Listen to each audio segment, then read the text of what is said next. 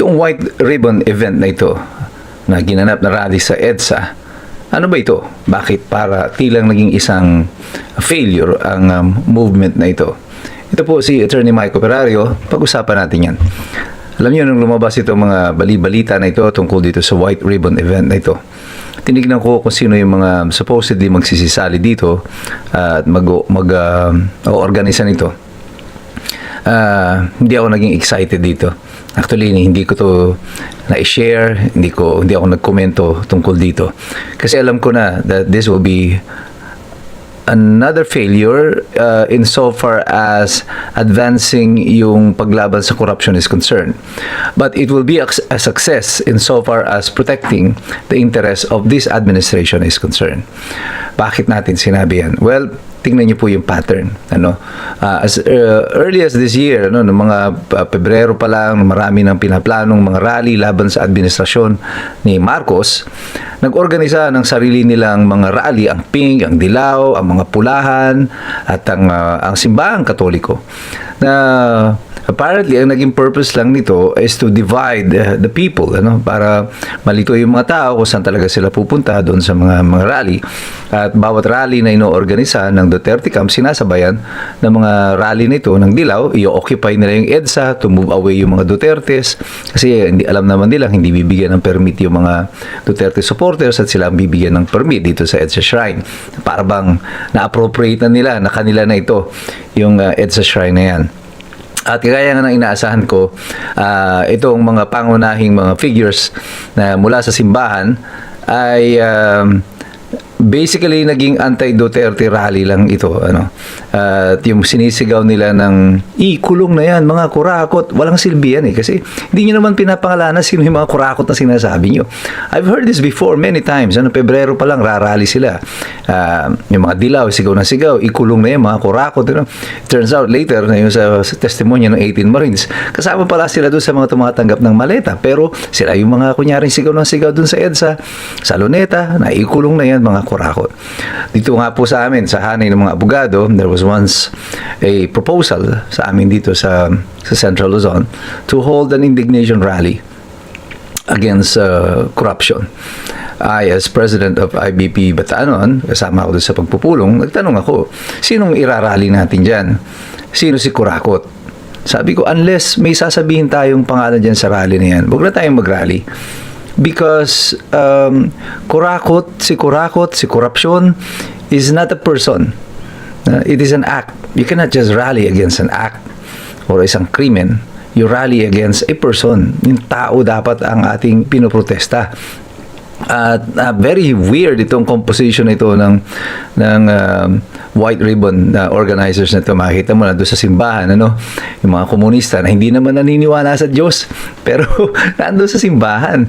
At katabi niya doon, doon mga komunista, katabi niya mga dating mga sundalo, at yung mga pare, pansinin yung lahat doon, anong common denominator nila? Well, lahat sila anti-Duterte. Hindi ito anti-corruption rally. Hanggat wala kayong binabanggit ng mga pangalan, hindi ako maniniwala sa inyo. Yung mga ikulong na yung mga kurakot, pangalanan nyo kung sino yung kurakot na sinasabi nyo. Wala naman kayo sinasabi. What is so disappointing here is as to the role of the Catholic Church in this movement. Na tila ba, they have embraced this role. Na ito na lang ang papel nila. I can't imagine that hindi nila alam that this is supporting the narrative of this current administration, na mas maganda po para sa administrasyon na ito na nakikitang hati-hati ang mga Pilipino, because if we are really going to be united, then we will have strength. So gusto ng administrasyon na ito na patuloy tayong hati-hating mga Pilipino, kasi habang hati-hati tayo, madali tayong lukuhin, madali tayong pagnakawan. And the church, by helping out in this division of the people, is doing us nothing. I have nothing against the Catholics. I was once a Catholic, but I think the Catholic Church as an organization is now failing the people. At marami na tingin ko, marami kasing taga-suporta ni Rodrigo Duterte, ang mga Katoliko. Mas marami sila kahit sa ano pa mang mga denominasyon, even bigger than the Iglesia ni Cristo kung in terms of supporter siguro ni President Digong is concerned or ni Sara Duterte is concerned.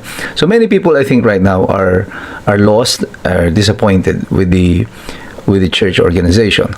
And the only reason I think yung simbahan up to this time, referring to the Catholic Church, ay tahasang bumabangga kay President Duterte, kay Sara Duterte, pero tahimik na tahimik tungkol dito sa mga nakaban dito sa kasalukuyang administrasyon is the fact that si Rodrigo Duterte lang ang tanging presidente who dared to touch and criticize the Catholic Church as an organization.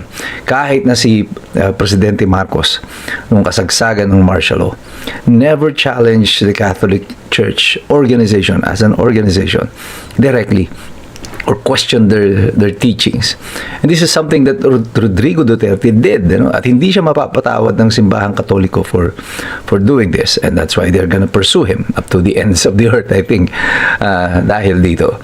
But I agree with Rodrigo Duterte, not in terms of his style, but as to the questions he raised. I think pagdating sa simbahang Katoliko, yung sinasabi nila, minura ni Rodrigo Duterte yung Diyos. I think he was referring to the God that is being introduced by the Catholic.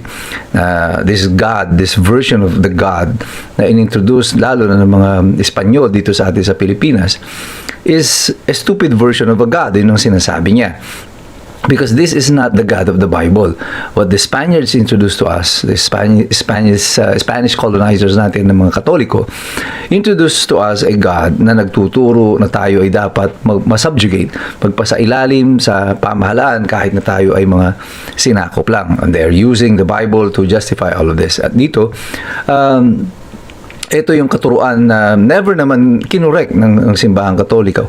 Maraming mga abuses against the Filipinos at the time, na panahon ng mga Kastila and onwards, even globally, maraming mga abuses ang mga simbahang Katolika through their mga priests, mga obispo, guilty of pedophilia, rape, many others. But never has the Catholic Church officially apologized for all of this. There was one time the Pope apologize for pero in the generic sense tungkol doon sa mga nangyari in the past, yung mga inquisition, yung mga abuso ng simbahan, pero never very specific as in the case of the Philippines. And I think this is the mortal sin in so far as the Catholic Church is concerned na nagawa ni Rodrigo Duterte. Siya ay tahasang bumangga sa simbahang Katoliko at dapat hindi niya ginagawa yun. Yun ang tingin nila sa kanilang pananaw. And that is why I think the Catholic organization, the Catholic Church, ay tahasang pabanggain talaga ang mga Duterte sa ganitong sitwasyon.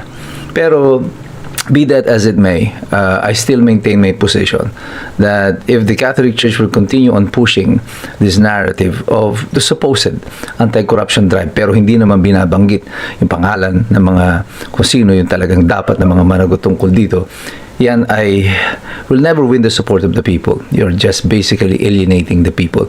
Pero ang mga Pilipino, ang mga Escombro, Katoliko man, born again man, ano man kanilang relihiyon, matatalino na po sila. Alam na nila ang nangyayari.